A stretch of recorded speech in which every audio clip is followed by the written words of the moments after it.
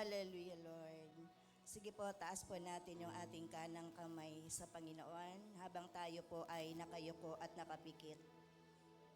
Nararapat lamang, Panginoon, na igalang ang iyong buhay at banal na pangalan sa lugarin pong ito. Maraming pong salamat sa iyong banal na presensya na amin pong naranasan.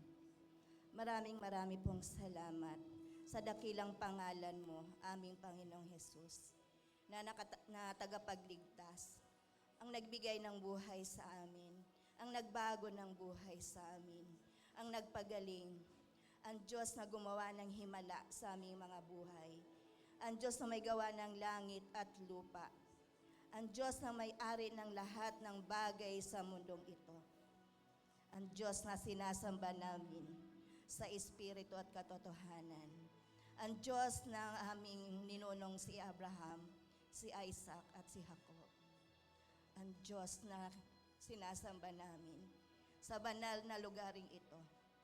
Lord, you deserve the glory, honor, and praise and thanksgiving of your people. Maraming pong salamat. Because your name, Lord, is so powerful. Your name is so precious, O God. We are so thankful and grateful, Lord. Merong church, Panginoon, ay pinanganak sa puso mo. And Jesus is Lord Church worldwide na nagbago ng buhay namin. Salamat, Lord, may JL Bulacan Church. Isang tahanan na isang pamilya kami, Panginoon, nagmamahal sa iyo at sa bayan. Maraming pong salamat.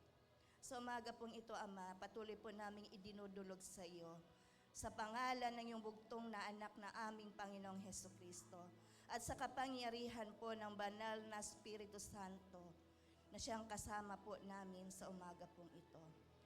Lord, thank you for your precious blood, Panginoon, ang banal mong dugo na tumigis sa krus ng Kalbaryo. Every time, Panginoon, we come into your throne of grace, your forgiveness, Panginoon, your cleansing us, O God, in our hearts, Panginoon, in our soul, in our body, in our mind, Panginoon. Marami pong salamat sa banal mong dugo, Panginoon, na naglilinis sa aming buong pagkatao, O God. At kami malaya ng makadulog sa biyaya ng iyong trono. Maraming pong salamat, Lord, because this place is holy place, Panginoon, that covered by your precious blood, O God. Lord, maraming salamat sa kapangyarihan ng banal mong Espiritu Santo na siyang kumikilo sa buhay ng bawat isa sa sulok, Panginoon, ng lugaring ito. Maraming pong salamat. Lord, patuloy na ipinagkakatiwala po namin sa iyo ang aming panambahan, O God. Samahan mo, Panginoon, ng iyong lingkod na siya maghayag ng iyong buhay at banal na salita. Anoint your servant, Lord, by the power of your Holy Spirit. We are so, Lord, nag-expect po kami, Panginoon, that you will do great, Panginoon, this morning habang kami makikinig ng iyong buhay at banal na salita. Ang salita mo, Panginoon, na hindi lang mapakinggan ng aming kanang tenga at lumabas sa kaliwa, kundi ito'y bumaba sa aming puso upang lumago ang aming buhay espiritual, ang aming buhay pananampalataya, ang aming relasyon sa iyo, habang kami, Panginoon, ay nakikinig ng iyong buhay at banal na salita. Dahil ang salita mo'y makapangyarihan. Ito, Panginoon, nagtatransform ng aming mga buhay. Ito'y nagpapatatag ng aming pananampalataya, aming relasyon sa iyo, Panginoon. Maraming salamat, Lord, sa message mo na Panginoon, na papakinggan po namin sa umagang ito through your servant, Lord. Anoint him by the power of your Holy Spirit. Anoint him, Panginoon, by the power of your precious blood, O God. Marami pong salamat, Panginoon, sa magandang message mo na gagawin mo po sa buhay ng bawat isa sa amin. Alam po namin, Panginoon, ang habang ang salita mo, Lord, ay maipangaral, signs, wonders, and miracles, Lord, will happen, will flow in our midst of sa aming kalagitnaan, Panginoon, sa umaga pong ito. Marami pong salamat. Let the preparation of the heart be upon our hearts this morning, O God. Marami pong salamat, Panginoon. Sa iyo po namin ipinagkakatiwala ang bawat bahagi ng aming panambahan. even, Panginoon, the Holy Communion, O God, the praise and worship, the open, Panginoon, special number, at hanggang sa matapos, Panginoon, ang aming panambahan. Alam po namin ang kapangyarihan ng banal mong Espiritu Santo ang siyang bababa po sa aming kalagitnaan. In your name will be glorified, O God, in the mighty name of Jesus. Cover this place, this holy ground, Panginoon, by your power, by your precious blood, O God. Maraming pong salamat, dakilang Diyos. Alam po namin ang pangalan mo ay napaparangalan, ang pangalan mo ay nabibigyan ng kagalakan dahil may mga anak ka, Panginoon, na inuuna ang iyong kaharian at ang iyong katwiran upang magpurit, magpasalamat, sambahin, Panginoon, ang iyong buhay at banal na pangalan na hindi nagbabago noon, ngayon at magpakailanman.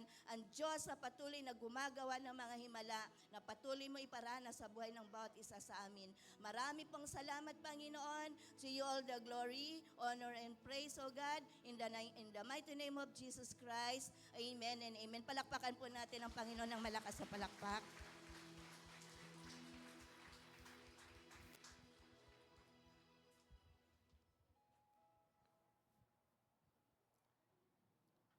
Praise the Lord. Palakpakan ho natin minsan pa ho ang Panginoon. Praise God.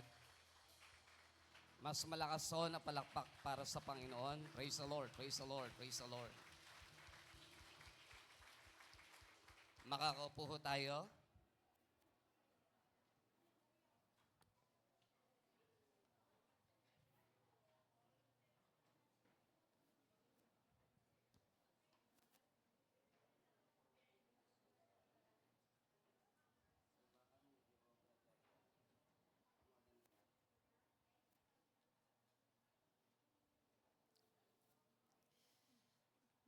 Are you excited?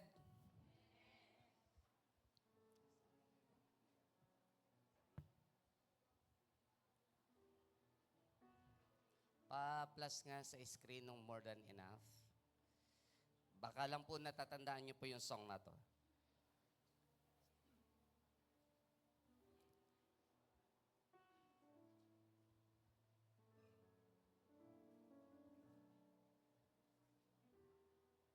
Ang atin hong topic sa buwan po ng March, it is about Christ sufficiency is the answer. Everybody say Christ sufficiency is the answer.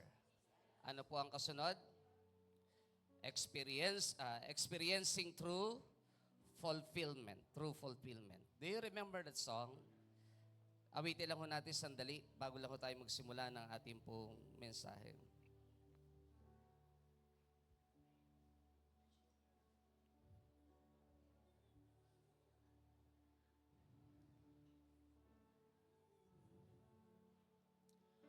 You are more than enough for me, Jehovah Rapha. You're my healer. By your stripes I've been set free. Jehovah Shammah. Jehovah Shammah. You are with me to supply all my needs. Supply all I need. You're more than enough. You're more than enough. More than enough. More than enough. More than enough for me. Jehovah Jireh. Jehovah Jireh, my provider, you are more than enough. You are more than enough for me. Jehovah Rapha, Jehovah Rapha, you're my healer. By your stripes I've been set free. Set free, Jehovah Shammah. Jehovah Shammah, you are with me to supply all I need. You're more than much more than enough. More than enough. Declare it, church. Jehovah Shammah. Jehovah Shammah, you are with me to supply all I need. You're more than enough, so much more than enough. You're more than enough. You're more than enough. You're more than enough. So much more than enough. More than enough for me. Palakpakan po natin ang Panginoon. Do you believe that God whom we serve is more than enough for us? Amen? Mas malakas yung palakpak sa Panginoon. Christ's sufficiency is the answer. Experiencing true fulfillment. Yan po ang ating tema sa buwan po ng Marso, sa month of March. Ang atin hong pinaka-topic this morning, it is about God's sufficiency, man's insufficiency. Pwede ho bang pakibasa ho natin ng sabay-sabay? 1, 2, 3, go.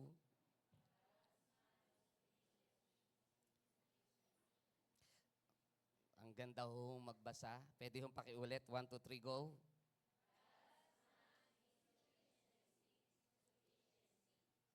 Yan. Baka ho kapusing kayo kapag hindi nyo nabigkas yan at kulangin kayo. God's sufficiency and man's insufficiency. Dahil tayo po ito ang topic natin sa buwan ng March. Nais ko lang basahin ang pinaka-gist ng ating topic sa month of March. For in Christ lives all the fullness of God in a human body.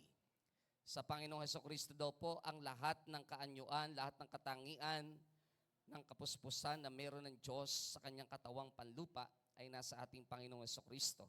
So you also are complete through your union with Christ, who is the head over every ruler and authority. Sabi ng Colossians 2, verse 9 to 10. Ang bawat isa po sa atin ay nakukumpleto dahil po sa ating Panginoong Hesukristo. So meaning, pag wala si Jesus, hindi ho tayo kumpleto. Pakisabi mo sa katabi mo, pag wala si Jesus, sa buhay mo, you're not complete. The world constantly tells us we don't have enough. Laging binabanggit ng mundo at ng ating mga nararamdaman na kulang tayo at maraming mga bagay na wala ho sa atin. Not enough likes on social media, not enough wealth, not enough possessions. Worst, it deserves us into believing that we are not enough, not attractive enough, not slim enough, nor smart enough, not successful enough. So napakarami po not enough. Lahat ng tingin nating negatibo sa ating mga sarili, sa ating buhay, ang tingin po natin, hindi tayo sapat at kulang po ang bawat isa po sa atin. Pati sa ating kaanyuan, marami ho sa atin ang nagkakaroon ng poor self-image because dahil lang sa ating kaanyuan. Nakalimutan po natin that we are created in the image and in the likeness of God. Ngayon, kung talagang ikaw ay nadadala pa rin ng kaanyuan mo, it is better for you na to look on a mirror.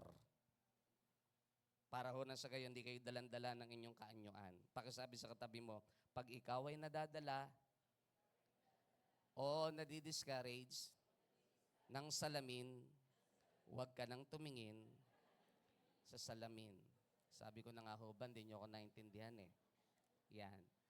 Dahil yung iba, hindi maiwasan na lagi ang tingin sa sarili ay poor. Kaya may poor self-image. At maraming bagay na kulang tayo sa mundong ito. Ito ang dinidikta ng ating isipan. Ito ang dinidikta ng ating nararamdaman. Ito ang dinidikta ng kaaway. As these lies bombard us, let us find our fulfillment in Jesus Christ. Dahil ang mga bagay na ito ay lagi ho tayong pinapahirapan, lagi pinupukul ho sa atin dahil ang pinapakita sa atin ng kaaway, we are not enough at wala tayo ng mga bagay na dapat ay meron sana tayo. Mas mainam daw pong hanapin natin ang ating tinatawag na kasapatan sa ating mismong Panginoong Jesucristo. He doesn't just meet our needs, He satisfies our deepest longings and reminds us that in Him, we are complete. Ang sabi ng Colossians 2 verse 10. In Him, we lack nothing. Everybody say, in Him, we lack nothing.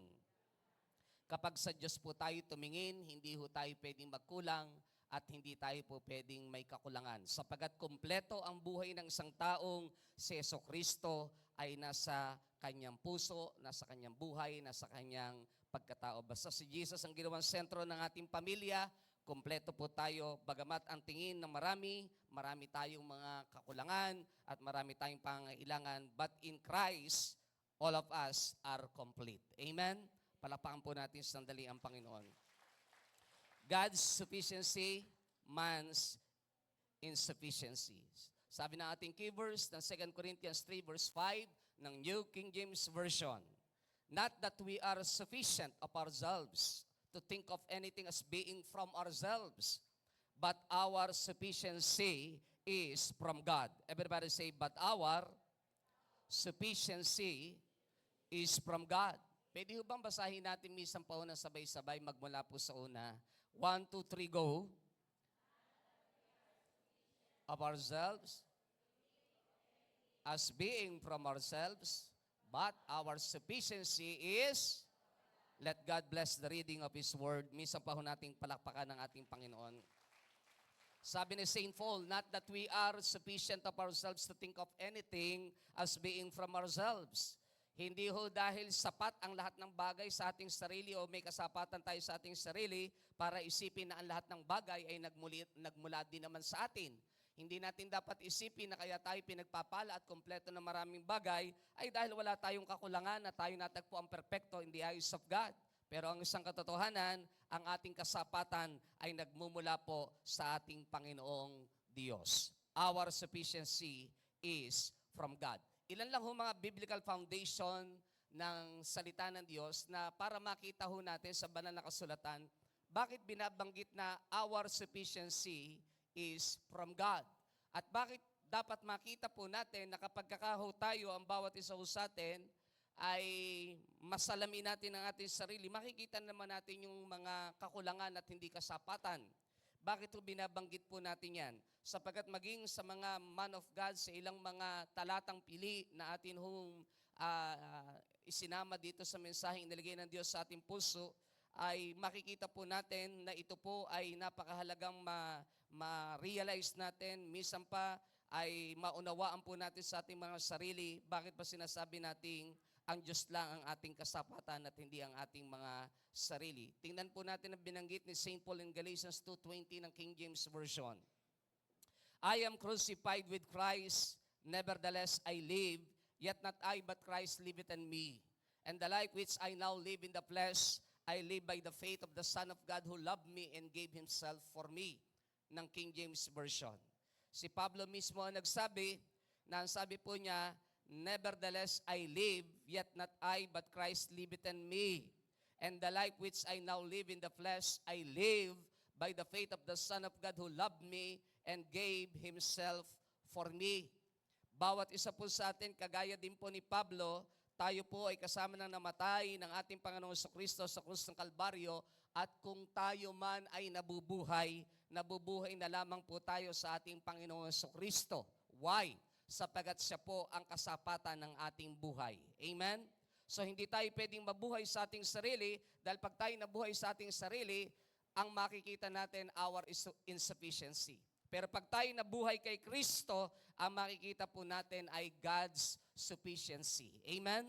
Makikita ho natin na ang Diyos ay sapat sa atin hong buhay. Tingnan niyo po ang binanggit ni David in Psalm 23, 1-6 ng King James Version.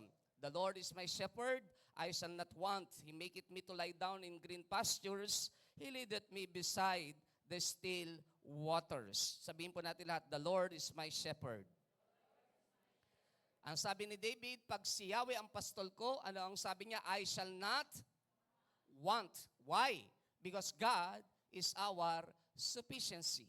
The Lord is my shepherd, I shall not want. He maketh me to lie down in green pastures. He leadeth me beside the still waters. He restoreth my soul. Ang sabi po riyan, He restoreth my soul. He leadeth me in the paths of righteousness for His name's sake. Yet though I walk through the valley of the shadow of death, I will fear no evil, for Thou art with me, Thy rod and Thy staff, they comfort me. Thou preparest a table before me in the presence of mine enemies. Thou anointest my head with oil, my cup runneth over. Everybody say, my cup runneth over. Ang ganda ho nito, binanggit pa ho, Thou preparest a table before me in the presence of mine enemies. Pag ang Diyos ay sapat sa ating buhay, maging sa harap ng kaaway, hahandugan tayo ng Diyos ng maraming biyaya sa kanyang dulang. Ipapakita niyang iba ang naglilingkod sa hindi naglilingkod sa Kanya. Amen? Palakpakan ho natin ang mas malakas ng Panginoon. Ang sabi ng verse 6, surely goodness and mercy shall follow me all the days of my life, and I will dwell in the house of the Lord forever. Ang kabutihan ng Diyos, ang kanyang kadakilaan, tiyak. Ang sabi po rito, tiyak na mararanasan ko susunod sa aking buhay, mararanasan ko sa aking buhay habang ako'y naririto at nabubuhay. Sure, ang sabi ni David. And I will dwell in the house of the Lord forever. Kapag ang Diyos ay sapat sa ating buhay, ganyan po ang pakiramdam. Secured na secured. From here hanggang doon sa eternity. From here up to eternity or into eternity. Tingnan niyo po ang binanggit ng Psalm 118 verse 6 ng New King James Version. Mga talata pong ito'y kabisado ho natin pero mahalaga lang basahin po natin sa umaga pong ito. Psalm 118 verse 6 ng New King James Version. The Lord is on my side. I will not fear. What can man do to me? The Lord is on my side. I will not fear. What can man do to me? Actually po, kinote uli yan ng author ng Book of Hebrews in Hebrews 11 verse 6. The Lord is my help. What can man do to me? The Lord is on my side. I will not fear. I will not fear. What can man do to me? Pag ang Diyos na nasa panig ko, walang pagkatakot na daratal sa akin. Ano ba magagawa sa akin ng tao? Sa mundong ito, pag ang Diyos ang kasapatan ho natin, walang takot. Sabihin po natin lahat, walang takot. Walang pangamba. Diba? Kaya tayo lagi malakas ang loob natin na lagi natin sinasabi na sa piling mo, napapawi ang sa piling mo. Natatandaan niyo ang mga song na yan. Ikaw lang ang pag-asa ko, tanging ikaw ang buhay ko. Jesus, ituloy niyo nga po. Basta't ikaw, panatag na. Tingnan niyo po yung chorus. Kahit kailan, di ka nagkulang. Ang ganda ho niyan. Sa akin laging laan, ang pag-ibig mo, sa akin walang hanggan. Inibig mo ako noon. Sabi ng 2 Corinthians 12 verse 9, NIV translation, but He said to me, my grace is sufficient for you. Everybody say, my grace is sufficient for you.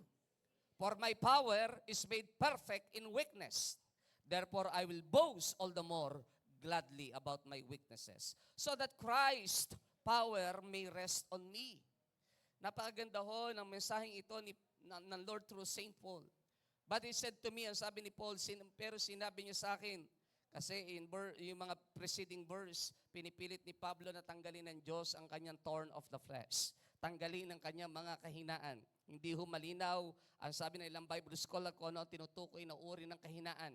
Kasi yung iba ang ginagamit dito, yung kanyang tinatawag na kasalanan daw. Pero sabi ng ilang Bible scholar, it is not about sin, but it is about weaknesses of sinful. Mga bagay na gusto niya sanang gawin, mga bagay na pinapangarap niya pero hindi niya magawa dahil may ibang bagay na nais ang Diyos sa kanyang buhay. Pero dumarating ang punto sa kanyang buhay na nararanasan niya na ang biyaya ng Diyos ang nagbibigay ng kapangyarihan para magawa niya ang mga bagay na gustong ipagawa ng Panginoon. Mga kapatid, napakaganda ho, my grace is sufficient for you. Isang mensahe ng Diyos this morning, ang biyaya po ng Diyos, ang kanyang tinatawag na habag ay sapat sa bawat isa po sa atin. Nararanasan po ba natin yung lahat ng bagay, ginawa na ho natin, lahat ng bagay ay ibinigay na natin, pero at the end of the day, kapag alam mong wala ka nang magagawa, isa na lang ang sasabihin mo, Panginoon, sa ilalim na lang ng kahabagan mo, bahala ka na po. Kasi alam ho natin sa huli, ang habag ng Diyos ay napakamakapangyarihan sa panahong hindi natin kaya ang mga bagay. Dahil ang Diyos lang ang pwedeng may kaya. Christ's sufficiency means, by implication, that we are insufficient of ourselves. Indeed, the scripture says, ang sabi ng 2 Corinthians 3 verse 5, yung binasa natin kanina, not that we are adequate in ourselves to consider anything as coming from ourselves, but our adequacy is from God. There is a powerful truth that without Christ, we are inadequate. Kung wala si Kristo, wala ho tayong magagawa. Kulang at kapos ang lahat ng ating kakayanan at kaalaman. And we lack wisdom, pero biyaya po ng Diyos dahil lahat po tayo sa ilalim ng kanyang biyaya at kahabagan, sapat ang lahat ng bagay sa atin para sa bawat isa sa atin. Sabi ng 2 Corinthians 3 verse 5, ulitin ho natin ang New King James Version, not that we are sufficient of ourselves to think of anything as being from ourselves, but our sufficiency is from God. Pwede bang pakibasa natin na sabay-sabay ang next slide? Please, for us to see the sufficiency of Christ, we should see first our insufficiency in, minsan pa po, 1, 2, 3, go. We should see, para daw makita po natin ang tinatawag na kasapatan ng ating Panginoong Kristo, dapat una muna nating makita ang lahat ng kakapusan at kakulangan na mayroon po tayo sa lahat ng bagay. Isang mensahe po yan na iniligay ng Diyos sa atin hong puso abang pinapag-aralan natin ang mensaheng ibinigay po niya sa atin this morning. For us to see the sufficiency of Christ, we should see first our insufficiency in everything. Ang isang taong nalulunod, kaya lang pwedeng sagipin, kaya lang po pwede talagang tulungan kapag wala ng lakas. Dahil ang isang taong nalulunod kapag siya'y may lakas pa, at kapag kumakawag pa yan at sinagip mo, ang posible pareho kayong malunod. Isang bagay ang tiyak, kapag alam na ng Diyos na wala na tayong magagawa at isinuko na natin sa Kanya lahat ng bagay, doon sa panahon na yon, doon kikilos at gagalaw ang ating Panginoon. Amen? Palakpakan po natin ang Panginoon sa umaga pong ito. Basahin lang natin sandali ang next slide. Sabay-sabay po tayo. 1, 2, 3, go. Man is essentially insufficient. God is essentially all sufficient. Everybody say, all sufficient. Ang tao, alam natin tayong lahat ay puno ng maraming kakulangan. Actually, pag tinagalog ho natin yan, ang ibig sabihin, ang tao ay hindi sapat. Ang Diyos sa kanyang esensya ay sapat na sa lahat. Ibig sabihin, talagang ang Diyos lang ang pwedeng tumugon sa lahat ng pangangailangan ng tao. Kaya kung sasabihin natin sa ating sarili na we are not enough, we are not good enough, we are not strong enough, we are not wise enough, totoo naman po yun. Dahil ang totoo lang namang sapat ay walang iba kundi ho ang ating Panginoong Kristo. Kaya nga ho tayo may isang song noong araw na, kung sagot ay di sapat, ano ho kasunod? Natatandaan nyo yung song na yan? Nariyan si Jesus, sa dalangin ay sagot at higit pa. Kung ang sagot ay hindi sapat, sino ho ang sapat? Ang ating Panginoong Jesucristo. Yun po yung napakasarap na katotohanan sa umaga pong ito. Basta ang sagot ay hindi sapat, ang tugon ay hindi sapat, nasa tingin mo ang mga bagay na meron kay hindi sapat, don't worry, si Kristo ang kasapatan ng lahat ng bagay. At pag si Jesus ay nasa buhay mo, kapatid, ikaw na pinakamayaman sa buong mundong ito. May license ka ng pananampalataya mong kuhanin ang lahat ng gusto mo sa harapan ng Panginoon. Kapag nalugod ang Diyos sa ating buhay, those who come to God must believe that He is and that He is a rewarder of them that diligently seek Him because it is impossible to please God without faith. Kung gusto mong kuhanin sa Diyos sa mga pagpapala na dapat ay meron tayo, dapat naniniwala kang si Diyos, naniniwala kang siya nga ang rewarder, naniniwala kang kayang gawin ng Diyos sa buhay mo, yung mo yun. Malugod ang Diyos dahil naniniwala ka, nananalig at nananampalataya. At pag ikay nananalig at nananampalataya, nothing is impossible sa mga taong totoong nananalig at nananampalataya. Dalawa po ang binanggit ng banal na kasulatan. First, all things are possible with God. And all things are possible to those who believe. Lahat ng bagay ay hindi posible sa Diyos. At lahat din ng bagay ay hindi rin naman imposible sa mga taong nananalig. Lahat ng bagay hindi imposible sa Diyos. Kaya niyong gawin ang lahat ng bagay. Luke 1:37, Luke 18:27, Luke 1:37. Kaya ng Diyos lahat gawin. Pero kapag kakaho tayo, hindi naman nanalig, wala hong magagawa ang Diyos. Pag pinagsama ang pananalig at pananampalataya ng tao sa magagawa ng Diyos, sigurado, kayang tugunan ng Diyos ang lahat ng bagay na ating pangangailangan. Sa umaga pong ito, 3 bagay ho ang inilagay ng Diyos sa ating puso para higit natin maunawaan ang mensahe pong ito. It is about man's insufficiency para makita ho natin ang tinatawag na God's sufficiency. Number 1, insufficient to be saved. Do you believe that man is insufficient to be saved?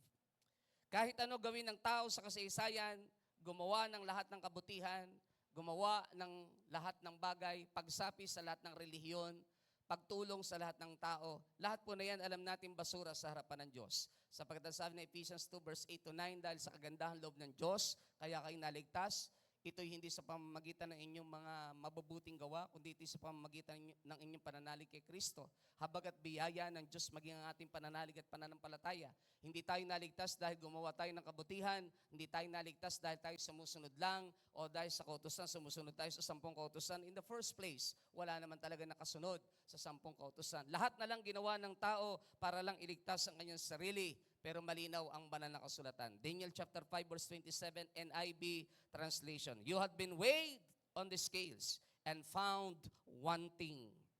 Tinimbang ka at napatunayang kulang.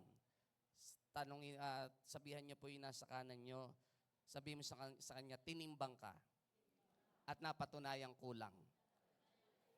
Huwag naman ho kayong iba ang iniisip niyo. Sabihin niyo lang napatunayang kulang.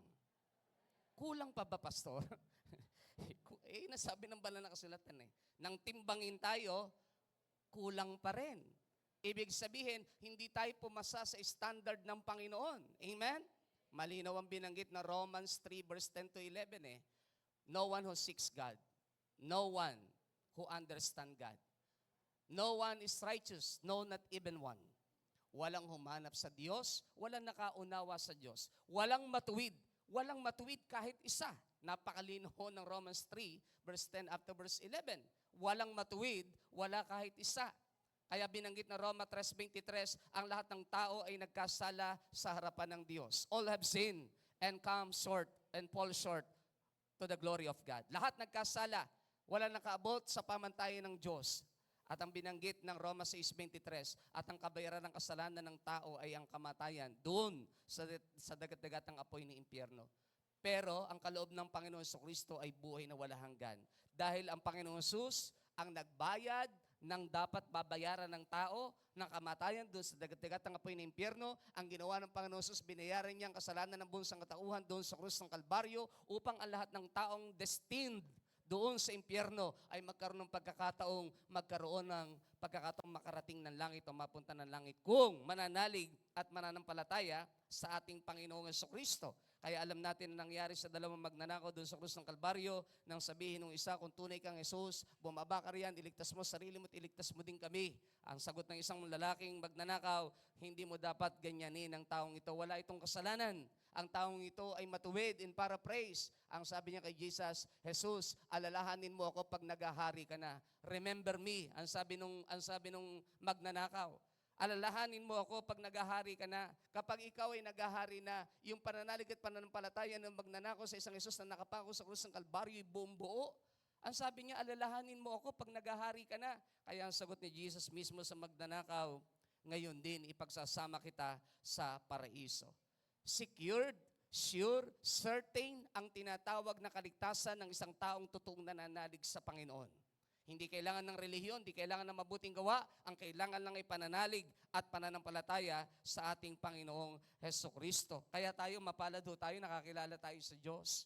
Dahil kung di tayo nakakilala sa Diyos, kung di natin ginawa yung Roma 10, talata 9, na kung ipapahayag nating mga labi na si Jesucristo ang ating Panginoon at mananalig tayo ng buong puso na si binuhay ng Diyos mula sa mga patay, tayo maliligtas. Kung hindi natin ginawa yon, lahat tayo, kagaya din ng ibang taong patungong dagat-dagat ang apoy ng impyerno pag tayo namatay anytime of the day. Kasi walang nakakaalam ng buhay dito sa mundong ito kung hanggang kailan tayo. Mapalad ho tayo. Batiin niyo po ang inyong nasa kaliwa. Congratulations. Napakapalad mo. Tanungin niyo po ulit siya, sigurado ka ba? Kung totoong tinanggap mo si Jesus, sure ka. Pero kung ikaw hindi totoong nanalig kay Jesus, nako kapatid, huwag kang lalabas sa lugar na ito na hindi ka tumatanggap ng totohanan sa ating Panginoong Jesucristo. Amen? Roma 3:23, binanggit ko kanina, for all have sinned and fall short of the glory of God. In Romans 5 verse 6 NIV, you see, at just the right time, when we were still powerless, Christ died for the ungodly. When we were still powerless, Christ died for the ungodly. Maganda hong makita natin ito kasi ang nababasa lang natin lagi ay ang Romans 5 verse 8. God demonstrates, NIV translation, God demonstrates His own love for us in this. While we were still sinners, Christ died for us. While we were still sinners, Christ died for us. Dito sa verse 6, ang ginamit ay, when we were still powerless, Christ died for the ungodly. Sa panahong kulang at hindi sapat ang ating lakas para iligtas ang ating sarili, dahil lahat tayo makasalanan at masama, si Jesucristo namatay para sa mga taong masasama. Napakabuti at napakadakila ng pag-ibig ho ng ating Panginoon. Imagine that. Lahat tayo iniligtas dahil sa kanyang pag-ibig at pagmamahal. Kaya napaka-powerful ng February eh. Hindi ba? Napaka-powerful. Do you remember that song? Thank you for the cross, the Ituloy nyo ako kung natatandaan nyo ang song na yan. That God Himself should die for such as us. And every day we're changed into your image more and more. Yes, by the cross, we've truly been transformed. Ano ang chorus? And we give you. Bakit nakaka-amaze ang Diyos? Imagine that ungodly, sinners, mga taong hindi naman karapat-dapat, and yet, ang ganda ho nung pagkakahanay ng awit eh. Thank you for the cross, the mighty cross. That God Himself should die for such as us. And every day, we're changed into your image more and more. And yes, by the cross, we've truly been transformed. Na hindi kayang gawin ng tao kasi kulang ho tayo eh. Insufficient ho tayo. Pero ang Diyos, kaya. Hindi ba kayo nakapag-isip na, ako, nababanggit ko madalas yun eh. Si Pastor Michael na dating taga-pirma lang pagka may gusto kang ipatumba, babaguhin ng Diyos. Mahirap pong isipin yun. Mas masarap po ang excuse me po. Mas masarap po ang, kapag ikay nasa mundo, mas masarap ang lagi may away at may problema eh. Pagka walang dugo ang ulo mo, parang hindi ka mabubuhay ng sapat eh. Ganun tayo nung hindi tayo nakakakilala sa Diyos eh. Sino mag-iisip na kayang baguhin ng Diyos ang buhay natin? Only God can do that. Kaya yung ating insufficiency to save ourselves, pinuna ng Diyos yun kasi ang totoo naman, zero tayo. Wala talaga tayong kakayanang iligtas yung sarili natin eh. Sino magsasabing ang dati mong buhay na puno ng kasalanan ay kayang baguhin ng Diyos?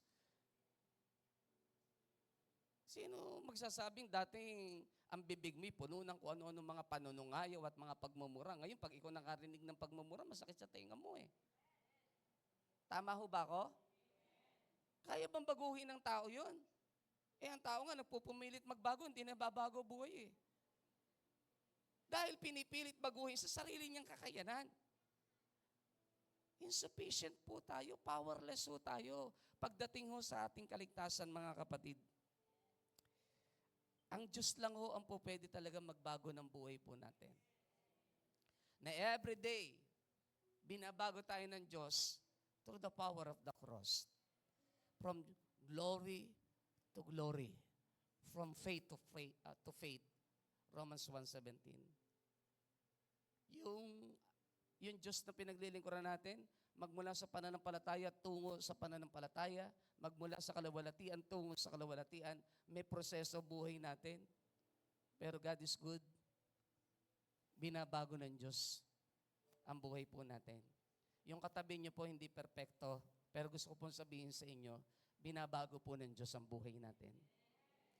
Palakpakan ho natin ang Panginoon. Nasasaktan ho tayo. Na-open ho tayo. Hindi ho tayo perfect eh. But from glory to glory, He changed us. Na-overcome natin yung mga kahinaan na yun. It is because of God. Hindi ho dahil sa atin. Kulang ho tayo eh. Kapag ang pag-uusapan sa sarili ho natin eh, mas madali sa atin magsabing ayoko na eh. Hinto na lang ako. Kasi nasaktan ako eh. Kasi napagod na ako eh. Ayoko na umunawat magpatawad. Pero napakapalad po talaga natin. When we were still powerless, Christ died for the ungodly. When we were still sinners, sabi ng verse 8, Christ died for our sins. He died for our sins.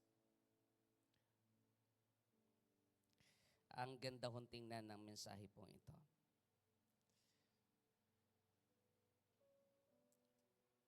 Pwede ho ba uwitin lang natin muli yung portion na yun, yung sa una? Saan bang key mo kinukuha sa Baham?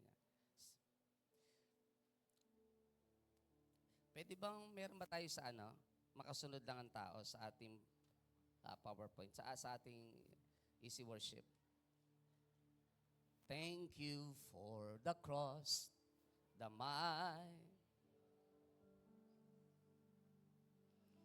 that God Himself should die for such as us. And every day we're changed to your image. More and more. Yes, by the cross, we've truly been transformed. Sa simula po, tingnan niyo po yung lyrics. Thank you for the cross. Gusto ko po yung sumunod na linya. Nakita niyo po ba sarili niyo dyan? That God Himself should die for such as us. And every day we're changing into your image more and more. Yes, by the cross, we've truly been transformed. Awitin niya ho natin ang chorus. And we're so amazed, and we give you praise. You would save at such a cost. We're so amazed. We're so amazed, and we give you praise for the power of Minsan pa po, the yung chorus. And we're so amazed. We're So amazed. And we give you praise. that You save at such a cost. We're so amazed. We're so amazed. And we give you praise, Lord, and we give you praise for the power of the cross. for the power of the cross. Minsan pa po, sa una lang po. Thank you for the cross. Mighty cross. God Himself should die for such as us.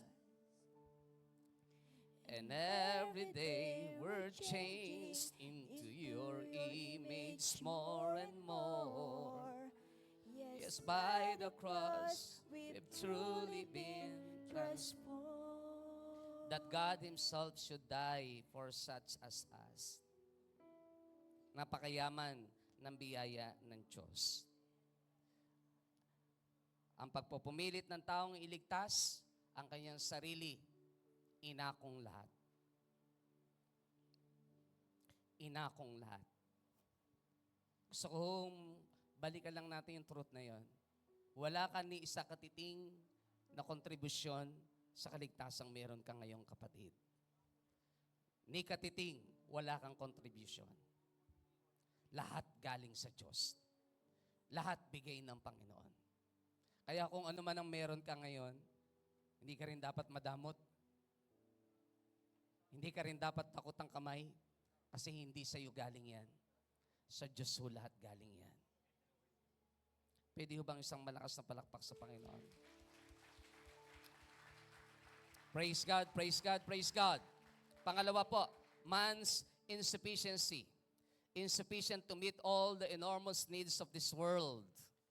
Napakarami hong pangangailangan ng mundong ito. Napakarami. Material na bagay, kasuutan, lahat ho siguro iisipin natin. Tama ang Mateo 6. Maging si Solomon hindi nakapagsuot ng pinakamaringal na damit kagaya ng bulaklak na sobrang kariktan.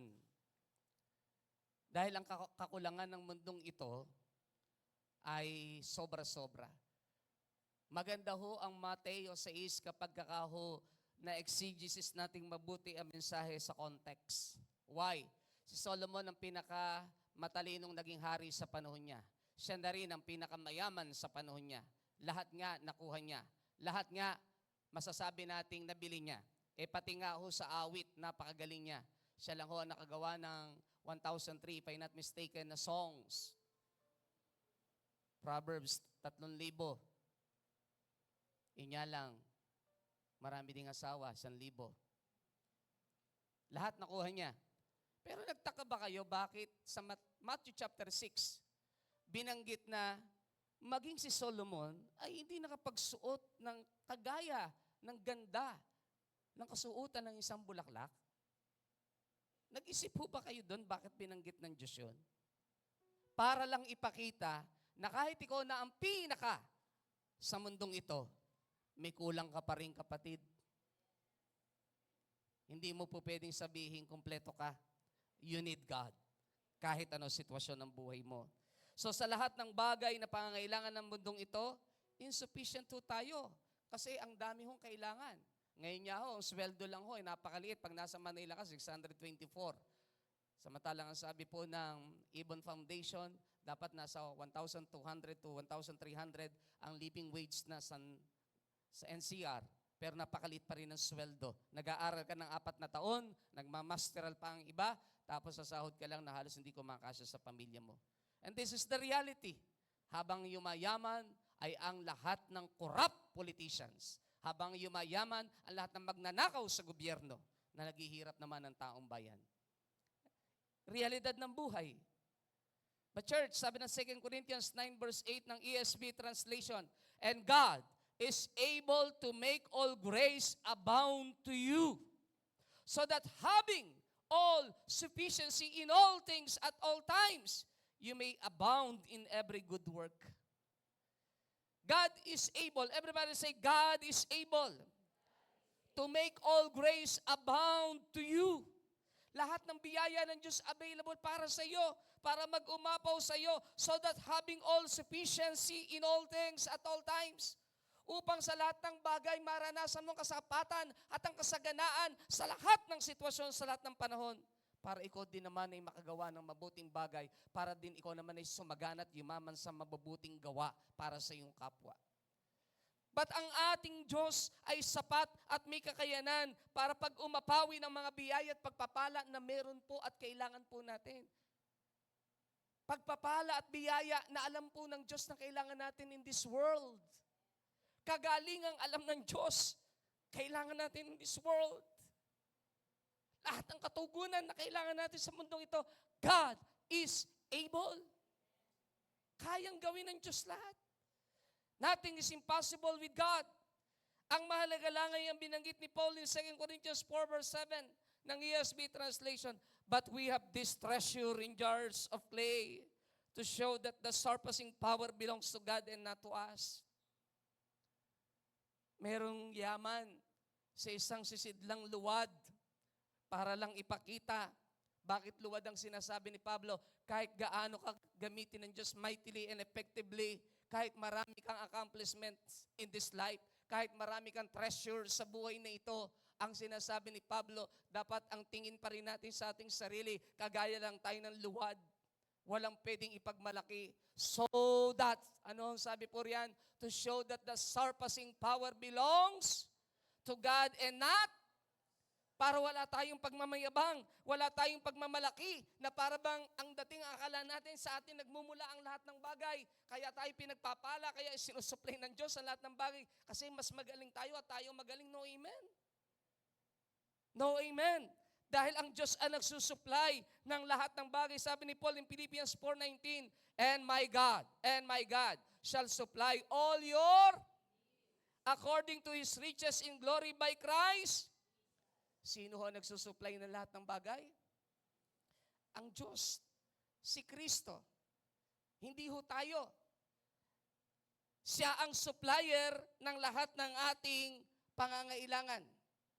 Amen? Hindi ho tayo eh. Hindi ho tayo. Kaya ho lagi natin dinideklara that He is our Jehovah Jireh. Everybody say, Jehovah Jireh. Sino ho ang ating tagapag-supply ng lahat ng bagay? Ang Diyos. Ang Diyos, hindi ho tayo eh. Di ho ba? Hindi naman yung kapitbahay mo, hindi rin ho yung inuutangan mo. Tingnan nyo katabi mo. Hindi ho sila. Ang Diyos ho. Jehovah Jireh, my provider, His grace is sufficient for me, for me, for me.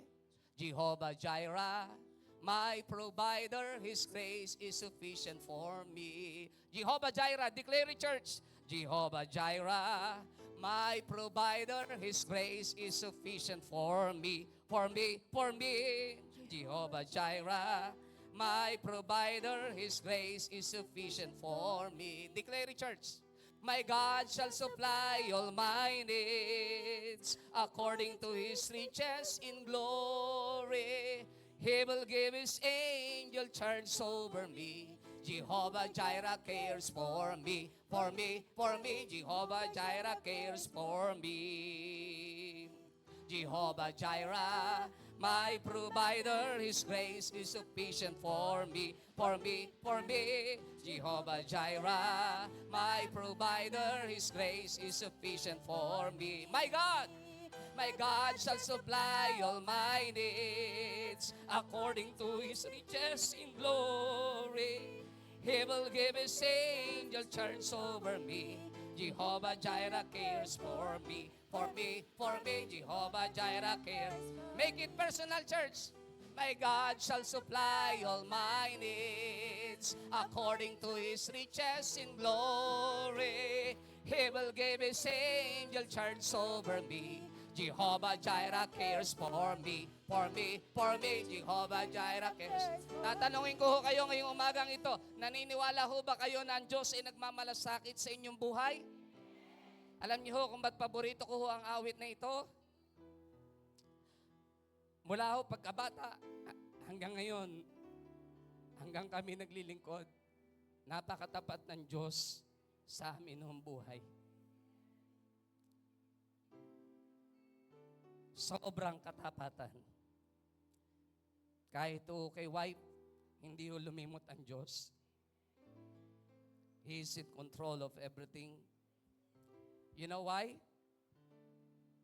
Kung meron hong kayang mag-supply ng lahat ng ating pangangailangan, yan po yung Diyos na tinanggap nyo sa puso nyo.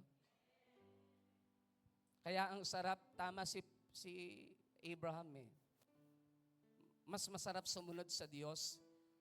Lagi ho nababanggit sa inyo, every step of Abraham is a step of a ram on the other side of the mountain. Sapagat sa tuwing kayo'y sumusunod at ako'y sumusunod, huwag ho kayong mag-alala. Bawat pagsunod ay may kaakibat at kasabay na biyaya at pagpapalang hindi mo lang alam. Kaya ang sarap hong paglingkuran ng Diyos. Amen? Amen? I-appreciate natin na meron tayong Diyos na supplier ng lahat ng bagay. Pwede bang awitin natin from the heart? I believe, habang inaawin niyo po ang song na ito, minsan pa ho, ay i-cultivate ng Diyos sa inyong puso na meron tayong isang Diyos na nagsusupply na lahat ng bagay at wala kayong dapat ipangamba habang tayo nabubuhay sa mundong ito. Amen? Jehovah Jireh, my provider, His grace is sufficient for me, for me, for me. Jehovah Jireh, my provider, His grace is sufficient. Jehovah Jireh, Jehovah Jireh, my provider, His grace is sufficient for me, for me, for me. Jehovah Jireh, my provider, His grace is sufficient for me. My God shall supply all my needs according to His riches in glory. He will give His angel charge over me. Jehovah Jireh cares for me, for me, for me. Jehovah Jireh cares. Jehovah Jireh, Jehovah Jireh, my provider, His grace Sufficient for me. for me, for me. Jehovah Jireh, my provider, His grace is sufficient for me. My God shall supply all my needs according to His riches in glory. He will give His angel charge over me. Jehovah Jireh cares for me, for me, for me. Jehovah Jireh cares. My God shall supply. My God shall supply all my needs according to His riches in glory. He will give His angel charge over me. Jehovah Jireh cares for me, for me, for me. Jehovah Jireh cares for me. My God shall supply all my need according to His riches in glory. He will give His angel charge over me. Jehovah Jireh cares for me, for me, for me. Jehovah Jireh cares. Naniniwala ho ba kayo na pagdating natin sa langit, magugulat ho tayo? Ang dami na palang pagkakataon, sana na aksidente na tayo, sana namatay na tayo. But God sent His angels to protect you. God sent His angels to take charge of you. Napakatapat ng Diyos. Yung sinabi ni Satan, totoo po yun eh. Kaya hindi ginamit ng Panginoong Sus yun sa Matthew 4:4 sa panahong ginagamit lang ni Satanas ang kanyang salita sa maling paraan. Pero totoo po yun. Nasabi ng Psalm 91, kapag ikaw ay nahulog, Psalm 90, Psalm 91, pag ikay nahulog sa burol, sa bangin, God will send His angels. Kaya tayo, marami na ho tayong posibleng aksidente, hindi natin alam, kamatayan, hindi natin alam, pero napakatapat ho ng Diyos. Amen? Palakpakan po natin ang Panginoon. Kaya ang sarap hong paglingkuran ng Panginoon. Amen? Isa na lang ho sa chorus. My God shall supply all my need according to His riches in glory. He will give His angel charge over me. Jehovah Jireh cares for me, for me, for me. Jehovah Jireh cares for me. Mas malakas ang palakpak sa ating Panginoon. Last but not the least, man's insufficiency, insufficient to fill the vacuum inside the human heart. And this is true. You know why? Sabi ni Blaise Pascal, sa kanya po sumikat ang salitang ito. There is a God-shaped vacuum in the heart of each man which cannot be satisfied by any created thing but only by God the Creator, made known through Jesus Christ. Sabi ni Blaise Pascal, there is a God-shaped vacuum in the heart of each man which cannot be satisfied by any created thing, but only by God the Creator, made known through Jesus Christ. Merong tinatawag na lugar sa puso ng isang tao, God-shaped vacuum in the heart of each man. Ang Diyos ang gumawa ng vacuum na yon. Ang Diyos ang naghugis ng vacuum na yon, na hindi po pwedeng satisfied ng tao o ng sino mang nilalang sa mundong ito, but only by God the Creator. And remember, galing din ho tayo sa Diyos at siya din ho lumikha sa atin. Alam ng Diyos kung ano kahinaan natin, alam din ng Diyos paano tayo isa-satisfied. At ipinakilala ng Diyos kung paano niya gagawin yon, ipinakita niya sa pamamagitan ng pagpapakilala niya sa ating Panginoong Jesucristo. So, ang ating tinatawag na kasapatan sa lahat ng bagay, satisfaction, wala akong iba kundi ang Panginoong Jesus. Kaya tama si Blaise Pascal. Do you remember yung John chapter 4, the Samaritan woman? Wala siyang ginawa kundi umigib lang ng umigib ng tubig sapagkat yun ang kailangan niya. But isang araw, na-meet niya ang ating Panginoon Jesus to cut the story. Ang sabi ni Jesus, Ginang, kung alam mo lamang kung sino humihingi ng tubig sa iyo, baka ikaw pa humingi sa kanya ng tubig. At ang tubig na ibibigay niya sa iyo ay tubig na nagbibigay buhay. Na hindi mo na kinakailang bumalik pang muli sa balong ito para uminom pa at umigib. Ano sabi ng babae? Bigyan niyo po ako ng tubig na yan, Ginoo, sapagkat ayoko na pong bumalik sa balong ito in paraphrase. Ang Diyos lang ang po pwedeng pumuno ng ating tinatawag na kakulangan, pangangailangan. Naalala niyo po, kabisado natin dahil dinaan sa awit ng Ecclesiastes 3 verse 11. In His time, He makes all things beautiful. Pero pag tiningnan niyo po ang Ecclesiastes 3 verse 11, meron hong magandang mensahe na dapat ho tayong makuha. Do you remember that verse? Memorize niyo po ba ito? Ecclesiastes 3 verse 11, ang sabi po riyan, dito sa NIV translation ng Silver Edition ng JIL, He has made everything beautiful in its time.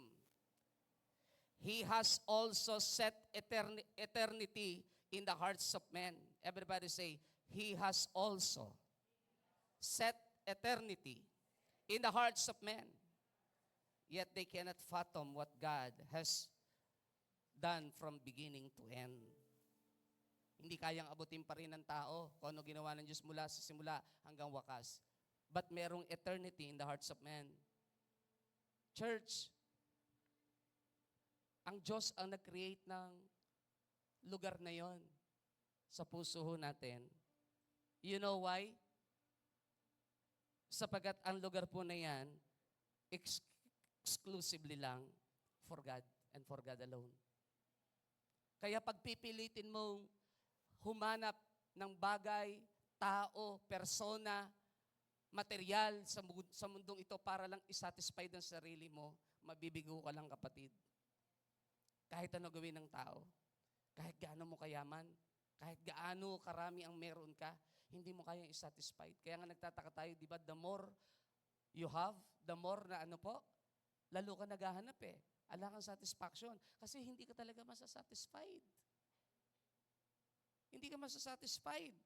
Merong eternity in our hearts, in our inmost being.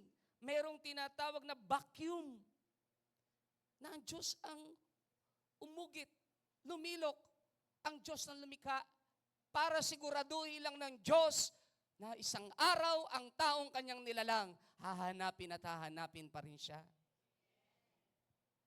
Every knee shall bow and every tongue confess on that name, the name that is above every name, Philippians 2 verse 10 to 11, that on that name, in heaven and even on earth, under the heaven and above and beneath on earth, will kneel or will bow down before Jesus Christ, will kneel before the Lord. Lahat ng tao sa mundong itong nabubuhay at mabubuhay pa, hindi pwedeng hanapin ang satisfaction sa mundong ito. Sa Diyos lang ho matatagpuan ang satisfaction na meron ho tayo na hinahanap. Gusto niyo ho ba na maramdaman yun, maranasan? Sa Diyos lang ho eh. Someone said, As a result, when we are separated from God, our sin-sick, rebellious hearts are constantly, even desperately running after things to fill the place reserved in our hearts exclusively for our Creator.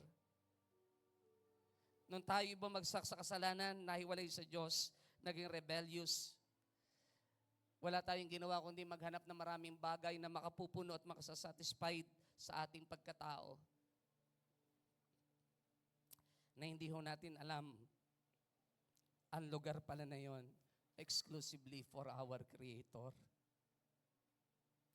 Sa Diyos lang pala yon. Kapatid, huwag mong lagyan ang puwang na yan sa puso mo ng ibang bagay sapagat hindi sasapat yan. Dahil Diyos lang ang pwedeng makapuno niyan. Kapag sa sentro ng ating buhay, iba ang inilagay natin, magfe-fail lang ho tayo, mabibigo. Sa isang article ho na pinag-aralan ho natin, tinats lang ho ng Lord ang aking puso dito, kaya gusto ko lang hong daanan natin sandali. Nung panahon tayo humiwalay sa Diyos at hanapin natin siya, o noong panahon tayo naghahanap ng maraming bagay para punuan natin ang ating pangangailangan, magugulat ho tayo, ewan ko ho, kayo marirealize nyo sa sarili nyo kung totoo po ito eh. Yung mga bagay na ginawa natin before, na alam natin na bigo lang tayo at hindi tayo na-satisfied, ala tayong peace of mind. Lahat ng iyan, this leads to our first principle to remember. Ang sabi ho ng author, when we are overwhelmed by spiritual emptiness. Everybody say spiritual emptiness. That, number one, God is in pursuit of you. God is in pursuit of you. Naniniwala ho ba kayo na hindi naman tayo naghanap sa Diyos? Siya po ang naghanap sa atin. For the Son of Man came to seek and to save the lost. Ang sabi ng Luke 19 verse 10. For the Son of Man came to seek and to save the lost. Even in the Garden of Eden, ang Diyos ang naglakad sa dapit hapon para hanapin si Adan at si Eva. Hindi ang tao naghanap sa Diyos. In fact, ang tao nagtago sa Diyos. Ang sabi ng Matthew 18:12, if a man 100 sheep and one of them wanders away, will he not leave the 99 on the hills and go to look for the one that wandered off? What do you think? Hindi kaya niya iwanan yung 99 para hanapin lang ang isa dahil may nawawala? God is in pursuit of you. Gusto kong bigyan ng din ito ngayong umagang ito. Kung tumatakbo pa ho kayo at lumalayo sa Diyos, gusto ko sabihin sa inyong hinahanap at hinahabol kayo ng Diyos. Sana ho hindi kayo maubusan ng pagkakataon. Baka pwede ka nang huminto, kapatid, and face your God. Face your God. Because He is in pursuit of you. Pangalawa po, not only does God pursue us, but He actually initiates the relationship. Everybody say, initiates the relationship. Sino ba ang unang nag-initiate? Ang Diyos. Revelation 3:20, ako'y nakatayo sa labas ng pintuan at kumakatok. Sino man dirinig na aking tinig at bubuksan ng pintuan, nakipapasok at magkasalo kaming kakain sa hapunan. Ang Diyos ang nag-initiate ng relationship. If you study Jeremiah 31 verse 3, ang sabi po roon, sa malayo pa lang, sa simula pa lamang, sa malayo pa lang pinagmalasakitan na kita. Nakita na kita. Ang Diyos ang nagsisimula at ang Diyos ang nagpapadama ng pagmamalasakit, hindi ho tayo. Napakapalad nga ho ng tao.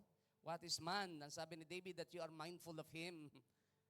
Hindi naman tayo worthy. Hindi naman tayo karapat-dapat. And yet, He remember us.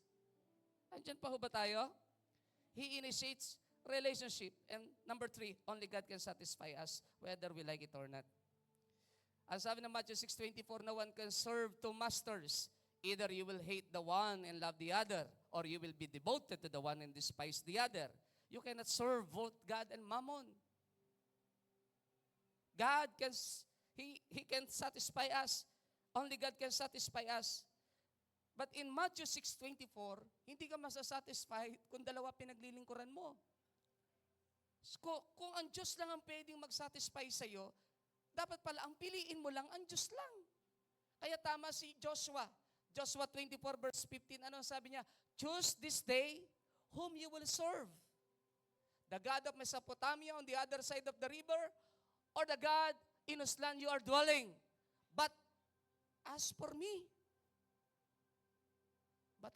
and my house, we will serve the Lord. Choose this day. Hindi pala pwedeng maglilingkod ka sa dalawa. Kasi hindi ka masasatisfied talaga. Dalawa kasi ang Diyos na pinaglilingkuran mo.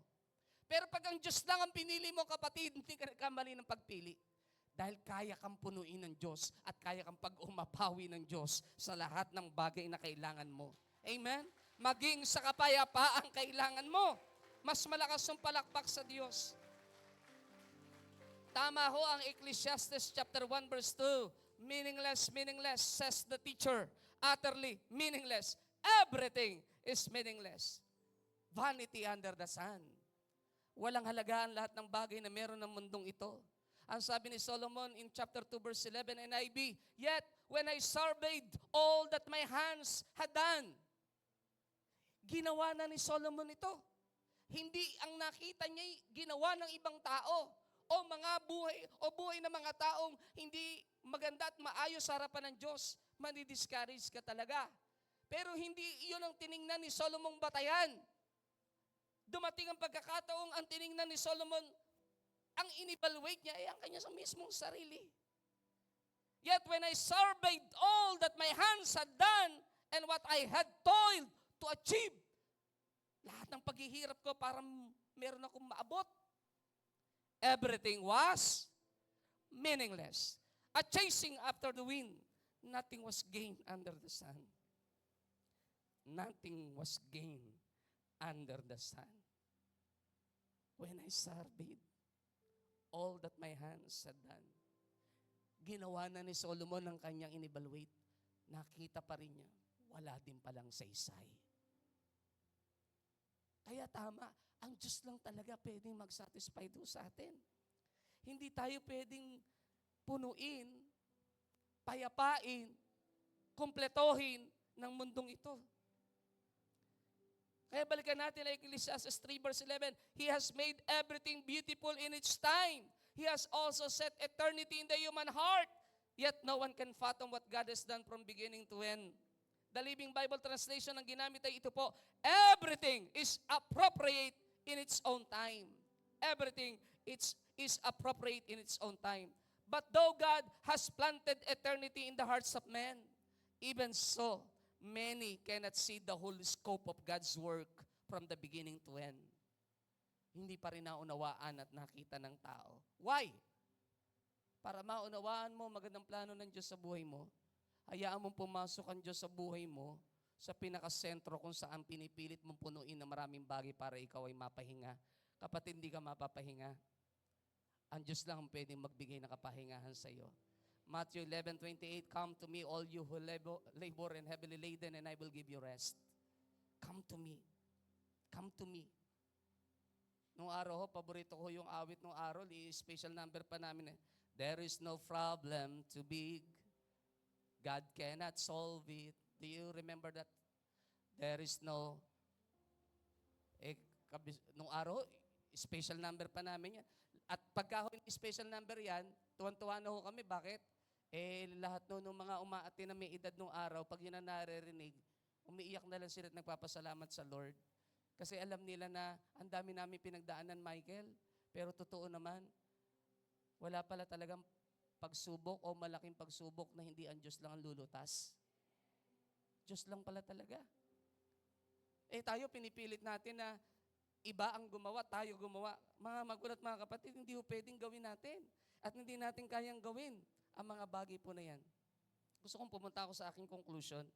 The emptiness in the human heart is the God-sized hole. Everybody read. 1, 2, 3, go.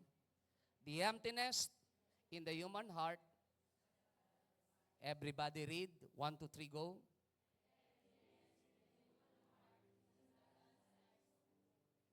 So hindi ho pwedeng may mag-take over na iba niyan. It is exclusively for God and for God alone. Ito ay nilagay ng Diyos sa ating puso habang minimeditate natin ang mensahe pong ito. The emptiness in the human heart is the God-sized hole. Exclusively for God and for God alone. Exclusively for God and for God alone. My heart will be faithful, Lord.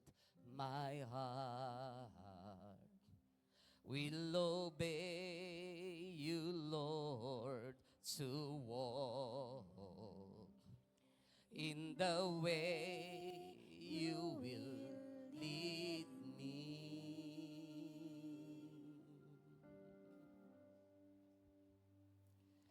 My heart will obey you, Lord, to walk in the way you will lead me. With all my heart, with all my heart, I will serve you. With all my heart, I will love you.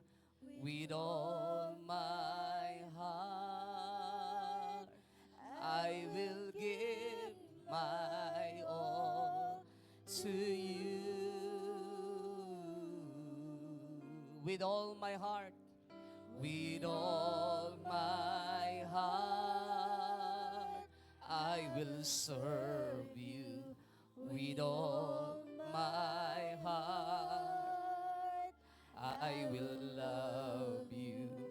With all my heart, I will give my all to you.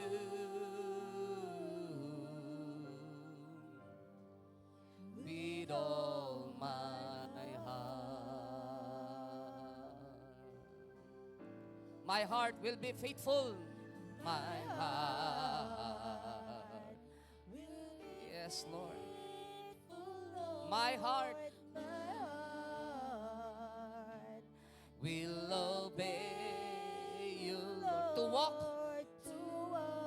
in the way you will lead me.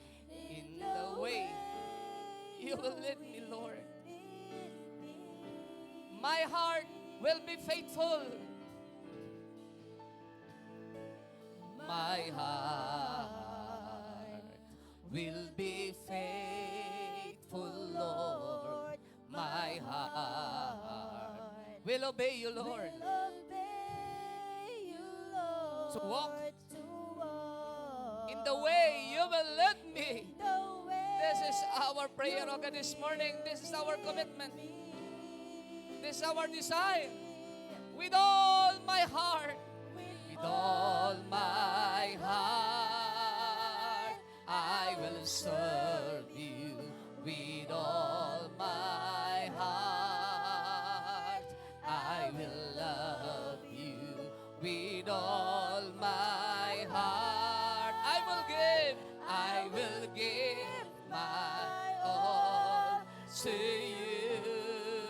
With all my heart, yes, oh Lord. With all my heart, I will serve. With all my heart, I will love you. With all my heart, I will give my all to you.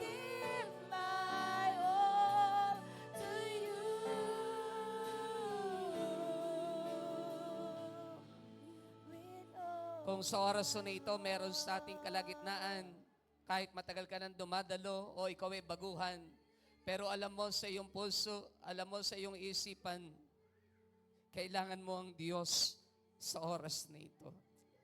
Hinahanap mo ang maraming kasiyahan, satisfaction ng buhay, fulfillment ng iyong buhay, pero hindi mo matagpuan sa mga material na bagay sa mundong ito. Bigo, sa lahat ng bagay, maging sa relasyon sa mga taong nakapaligid sa iyo. Naranasan mong mabetray, naranasan mo na talikuran, naranasan mong i-reject. Kapatid, this morning, gusto kong sabihin sa iyo, ang Diyos lang ang kailangan mo sa umagang ito.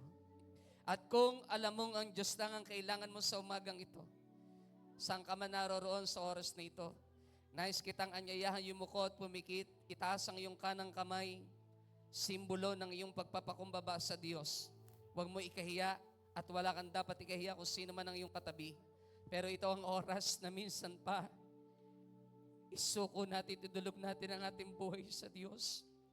Sabihin po natin lahat, sumunod tayo sa isang may kining panalangin, sabihin natin lahat, amang Diyos na banal, ako po'y lumalapit sa iyo. Inaamin ko po, nagpakalayo-layo ako. Marami akong hinanap, pero hindi ko nasumpungan. Walang kapayapaan, walang kasiyahan. Patawarin mo po ako sa lahat ng aking pagkukulang. Patawarin mo po ako sa aking paglayo. Patawarin mo po ako. Hindi ako nagtiwala sa iyo. Sa oras po nito, narito ang aking buhay. Narito ang aking puso. Habang ako ay humihingi ng paglilinis ng iyong dugong banal sa lahat ng aking kasalanan. Habang pinapuputi mo ang aking buhay, simbusilak ng nyebe sa kaputian, pumasok ka sa aking puso. Ikaw ang aking maging Diyos, tagapagligtas ng aking buhay. Sulat mo po ang aking pangalan sa aklat ng buhay sa langit. At mula po sa oras na ito, dalangin ko po, tulungan mo ako na hindi na lumayo sa iyo. Bagkus ay lalo pang mapalapit sa iyo. Salamat po, Panginoong Yesus. Panginoon, sa umagang ito, kung nalamang po mananalangin, dalangin ko po, O Diyos, punuin mo ng kapayapaan ang puso ng iyong mga anak. Punuin mo, Panginoon, ng kapayapaan ang isip at puso ng iyong mga anak, O Diyos. Sa lahat ng napakaraming pagsubok na pinagdadaanan, sa lahat, Panginoon, ng napakaraming hilahil ng buhay, sa lahat po, O Diyos, ng kalungkutan, sa lahat, Panginoon, ng paghahanap nila sa mga material na bagay sa mundong ito, sa paniniwalang doon matatagpuan ang kasiyahan, sa paniniwalang doon matatagpuan ang katuparan ng lahat ng kanilang pangarap. Subalit bigo ang lahat. Dalangin ko po, Diyos, punuin mo minsan pa ang buhay ng bawat isa ng iyong biyaya at ng iyong kapangyarihan. Punuin mo ng kapayapaan. Punuin mo ng iyong presensya. Hayaan mo, Panginoon, ang vacuum na yon sa puso ng bawat isa. Ikaw ang pumuno. Ikaw, Panginoon, ang pumuno at maranasan namin ang totoong satisfaction, maranasan namin ang totoong joy, maranasan namin ang totoong peace na merong nanggagaling sa iyo at hindi galing sa mundong ito, O Diyos. Maranasan namin, Panginoon, na hindi kami natitinag sa mga pagsubok na dumarating. Maaaring naapektuhan, maaari, Panginoon, naiiyak, maaari, Panginoon, naluluhod sa iyo. Pero hindi titigil at hindi mabubuwal, hindi matitinag, sapagkat ikaw ang aming kasama. At kagaya ng pangako mo, O Diyos, kapag ikaw ang nasa aming tabi, walang pagkatakot na daratal sa aming mga buhay. Dahil kasama ka namin sa aming buhay. Salamat, salamat, salamat po, Panginoon, sapagkat alam po namin, habang ikaw ay kasama namin sa mundong ito, mananatili, Panginoon, ang aming buhay ay matagumpay at laging magtatagumpay. Ihatid mo kami hanggang, Panginoon, sa katapos-tapusan ng pagkakatawag mo sa amin. Ihatid mo kami, Panginoon, sa finish line ng pagkatawag mo sa amin. At wala isa man sa aming aayaw, wala isa man sa aming susuko. Ang lahat, Panginoon, ay magpapatuloy at tatapusin, Panginoon, ang takbuhing nasa aming harapan. Sapagkat ang pangako mo in Philippians 1 verse 6, Lord, that you who began a good work in us will be faithful to complete it until the day of our Lord Jesus Christ. Punuin mo po kami ng iyong kapangyarihan at ng iyong presensya, O Diyos. Punuin mo po kami, Panginoon, na lahat ng iyong biyaya at pagpapala sa buhay po nito. Salamat, salamat, salamat, salamat, Panginoon Jesus. Pwede ba magpasalamat tayo sa oras na ito, wherever you are? Umusal lang ho tayo ng pagpapasalamat sa Panginoon. Umusal lang tayo, salamat. Hayaan po natin ang Diyos ay anyayahan natin pumasok personally sa ating puso, sa ating isipan, sa ating kaluluwa, sa ating espiritu. At yung vacuum na yon, yung emptiness na yon, ang Diyos ang pumuno sa umagang ito. Come on, church, wherever you are. Hallelujah, Jesus. Hallelujah, hallelujah. Yes, O Lord. Yes, O God. Yes, O Lord. Yes, O God. Here I stand within your presence, longing for your touch. 1,000 days cannot compare to one day in your courts. Hold me now and never ever let me go. My Jesus, my precious Savior, here I stand. Here I stand within your presence, longing for your touch. 1,000 days cannot compare to one day in your courts. Hold me now and never ever let me go. My Jesus, my precious Savior. Here I stand within your presence, longing for your touch. 1,000 days cannot compare to one day in your courts. Hold me now and never ever let me go. My Jesus, my precious Savior. Come on, church, be ready to receive the touch of the living God. Oh, Sakaya Barabaya Sande. Sakaya Baraba Kandarakaya. Hold me now, Lord, and never ever let me go. My Jesus, my precious Savior, here I stand within your presence, longing for your touch. 1,000 days cannot compare to one day in your courts. Hold me now and never ever let me go. My Jesus, my precious Savior, I will worship you for. This is our promise, oh God. Worship you. I will worship. I will worship you forever. I will worship you. I will worship. I will worship you forever, oh God.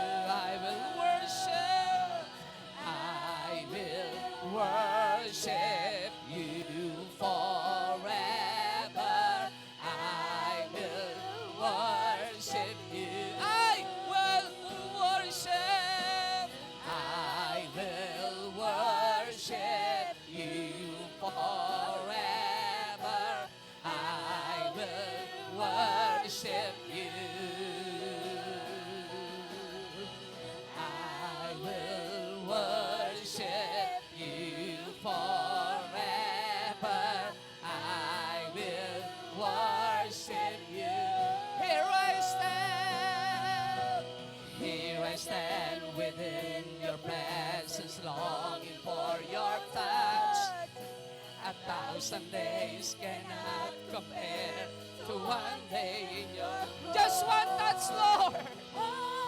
Just one touch, oh God, this morning. Oh, Sakaya Barabaka.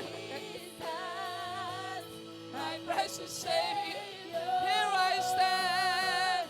Here I stand within your presence, long for your touch. 1,000 days cannot compare to one day in your courts. Hold me now and never, ever let me go. My Jesus, my precious Savior. Here I stand within your presence long. Father God, just one touch.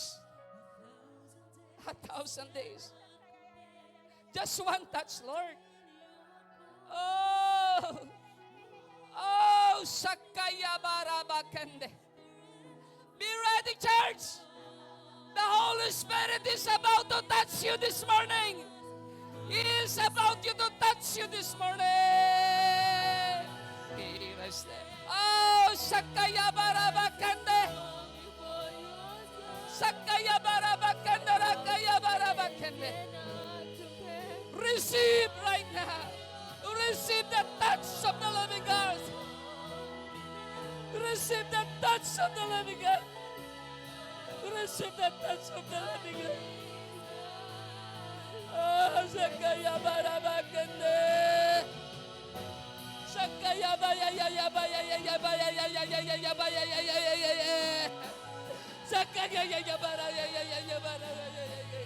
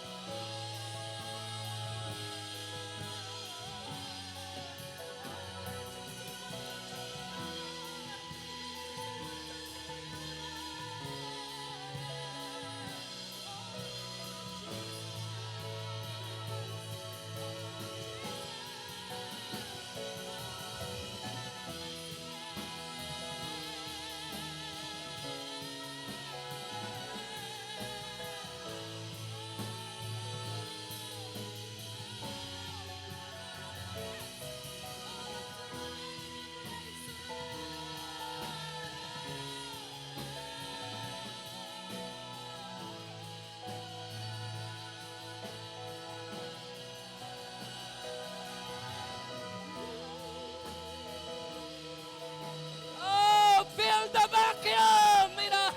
God. Fill the vacuum in our hearts, oh Lord. Fill the vacuum in our hearts, oh God. Fill the vacuum in our hearts, oh Lord. Fill the vacuum in our hearts. Fill the vacuum in our hearts. Fill the vacuum in our hearts. Fill the vacuum in our hearts. Fill the vacuum in our hearts. Fill the vacuum in our hearts. Fill the vacuum in our hearts, oh God.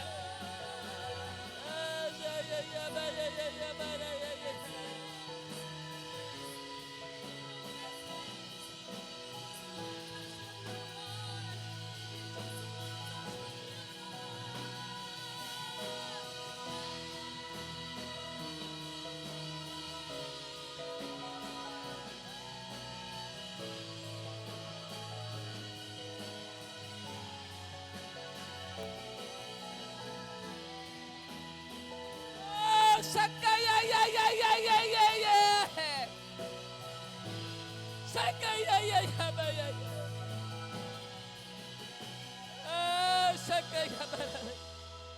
Fill the vacuum in our hearts, oh God, this morning. Fill the vacuum in our hearts. Fill the vacuum in our hearts, oh Lord. Fill the vacuum in our hearts. Fill the vacuum in our hearts. Fill the vacuum in our hearts. Oh, Sakaya Barabakande. Sakaya Barabakande. Sakaya Barabakande. Fill the vacuum in our hearts. Fill the vacuum in our hearts. Fill the vacuum. Oh, Sakaya Bakaya. Sakaya Barabakande.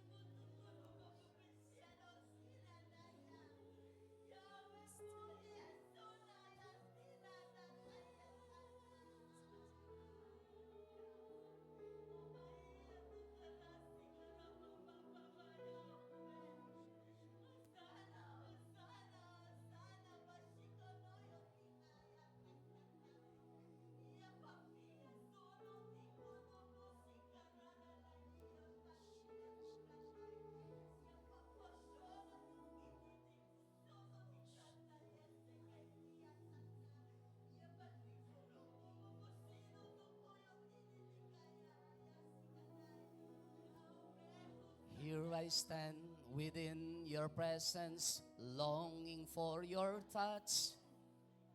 1,000 days cannot compare to one day in your courts.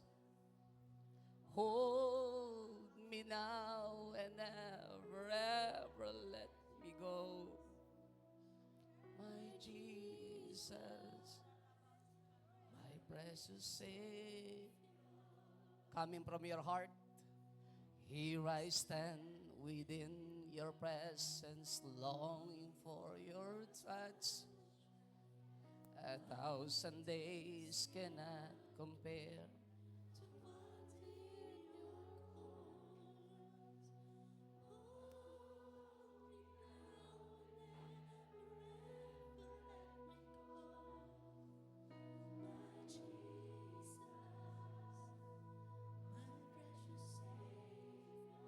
Father God, I pray sa lahat ng mga anak mo na narito ngayong umagang ito at maging sa nakasubaybay sa aming YouTube channel. You are not limited by distance, space, not even time. Kaya mong patagusin sa screen ng kanilang mga cellphones and laptops, O Lord, ang kapangyarihan mong humipo ng puso ng bawat isa. Ang dalangin po namin, O Diyos, simula ngayong umagang ito, God, hayaan mo, Panginoon, na patuloy lamang na ang buhay ng bawat isa ay mabuhay lamang sa gitna ng iyong banal na kalooban. Hayaan mo, Panginoon, ang pinunumong bahagi ng aming pagkataong tanging sa iyo lamang at ikaw lamang ang pwedeng pumuno at ang pwedeng magbigay ng tunay na kasapatan. Hayaan mong iyon ay pangalagaan namin at ingatan namin sa aming buhay.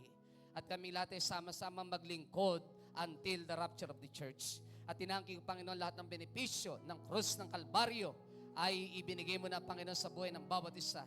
Maging ang kagalingan, ang kalakasan, ang kalusugan, ang buhay at ang kasaganaan, ang pagpapalang pinansyal, material, intelektual, emosyonal, spiritual ay ibinuhos mo na sa buhay ng iyong mga anak, O God. Maraming pong salamat. Salamat po, Diyos. Oh, Sakaya Barabakandara. Mas malakas ang palakpak sa Diyos.